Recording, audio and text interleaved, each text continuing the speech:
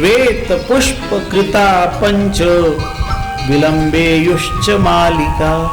પછી જે ચંદરો લગાવ્યો હોય એ ચંદરવામાં 5 ફૂલહાર ટીંગાડવામાં આવતા હોય.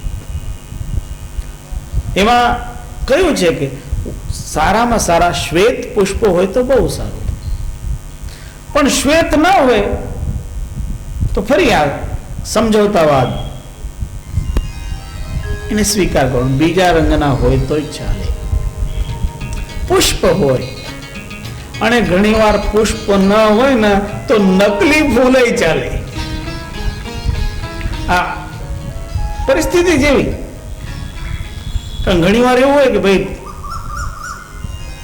કોઈ સાચા ફૂલ મળી ન શકતા હોય તો જે કઈ શોભાયમાન ફૂલ હોય, કાગળના ફૂલ પણ ચાલે. એનાથી એમ તો સારા ફૂલ મળે તો સારી વાત છે, એ પુષ્પનો આદર છે. કારણ જે પુષ્પ સત્યપુરુષ પરમાત્માના પૂજનમાં વપરાય તો એ પુષ્પનું ભાગ્ય છે. પણ જ્યાં ઉપલબ્ધિ ન હોય તો જે ઉપલબ્ધિ છે એનો ઉપયોગ કરવો. તતો વિતાન મધ્યે સવિતસ્તિકરાંતર. સવા હાથના અંતર હોય અને એ અંતરે એ ફૂલહાર લગાડવામાં આવતા. શ્વેત પુષ્પકતા પંચ વિલંબેયુશ્ચ માલિકા. આ આરતીનું જે વિધાન છે, કેવી રીતે તૈયારી કરવાની, એને સદગુરુ સમજાવી રહ્યા છે. તો જેને જેને આરતીમાં ભાગ લીધો હોય બધાએ જોયું હશે કે જ્યારે આપણે આરતી કરીએ તો એ બધું વિધાન કેવી રીતે કરીએ, એ બધું વિધાન અહીં બ્રહ્મ નિરૂપણમાં આપેલું છે. નવીનમ શ્વેત વસ્ત્રસ્ય યાસનમ ધારયેત તત.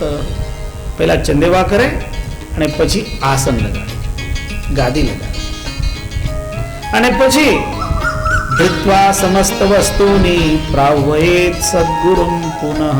પછી બધો આરતીનો મંડાન કરવામાં આવે, ચોક પૂરવામાં આવે, ચોકમાં બધી વસ્તુઓ મૂકવામાં આવે અને પછી સદગુરુને આમંત્રિત કરવામાં આવે. અને જ્યારે સદગુરુને આમંત્રિત કરીએ ત્યારે ભજન ધૂન સાથે આમંત્રિત કરીએ. અને એટલે આપણે પણ એક ધૂન સાથે સદગુરુને આમંત્રણ કરીએ. સત્ય નામ ભજો, સત્ય નામ ભજો, સાચા સંત થવા સત્ય નામ ભજો, સત્ય નામ ભજો.